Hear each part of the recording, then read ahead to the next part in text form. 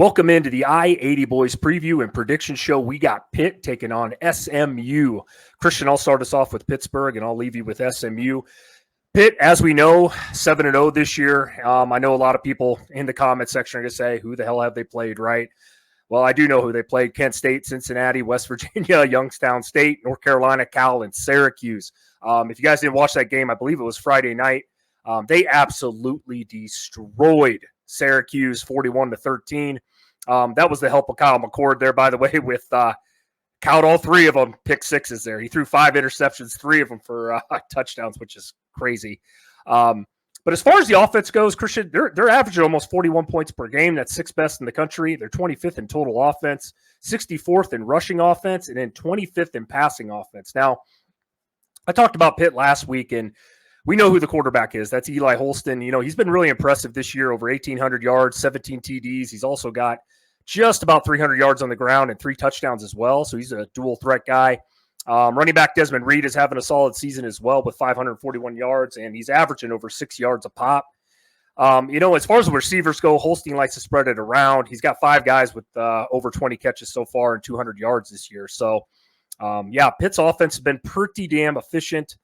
This is the other thing I want to talk about as well here.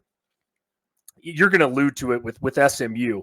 Pitt really hasn't played an elite defense. This will be one of the better defenses it faces in SMU Saturday. You know, they did play Cal, who does statistically wise have a top 30 defense right now, but SMU is right there with, I think they're at like 33rd in total defense. So speaking of defense, though, Pitt gives up 22 points per game, which is 48th in the country. They rank 46th in total defense. They're really good against the run. They're 9th in rushing defense, but oh boy.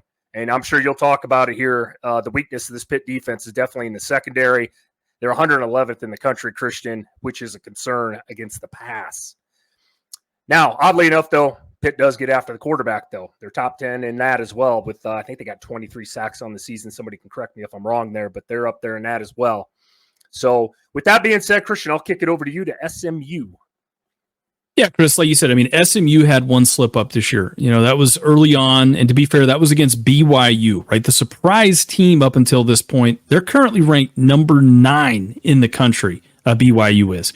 You know, last week they did hang on to beat Duke on the road 28-27, but they're still winning and they're undefeated in ACC play, which is the most important part of this whole thing here. The Mustangs are going to be led by Kevin Jennings. He has 13 total touchdowns, 1,900 total yards, and he's been their do-it-all guy back there for him this year. I want to kind of segue over to their running back, Brashard Smith. He currently has 10 touchdowns on the year, and I think he's going to keep eating and look for a way to kind of keep eating here against Pitt, right? Look, I know Pitt's been pretty good at stopping the run all year long. One of the things that we talk about is SMU currently ranks 26th in total offense. Are they as good from a total offense standpoint as Syracuse was last week? No. But the one thing that they are that Syracuse wasn't is they're pretty balanced offensively. Okay. I look for them to run the ball, lean on that backfield, especially after watching what happened. And you alluded to it with Pitt and Syracuse and Kyle McCord. And if you get too pass happy, hey, Pitt can start to make some things happen there, so look out for it. You touched on the defense there, Chris.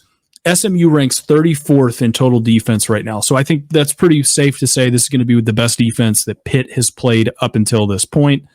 To me, the guy who needs to eat in this one, Isaiah Smith, currently has 3.5 sacks coming into this game. I think he's got a shot, because Pitt ranks 90th in sacks allowed. So if SMU can get home, this should be a close game, I think.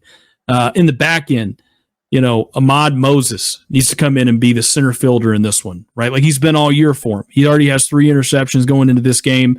If Pitt tries to, throw the ball around a lot, I think they might be able to get a couple turnovers here and make some things happen.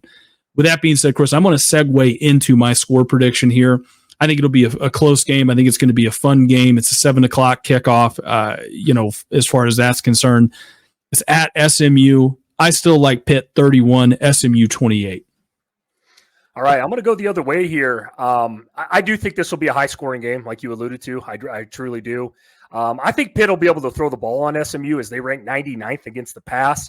Like I said, though, only problem with Pitt, though, they're not any better defending the pass. So I got Pitt 31, SMU 35.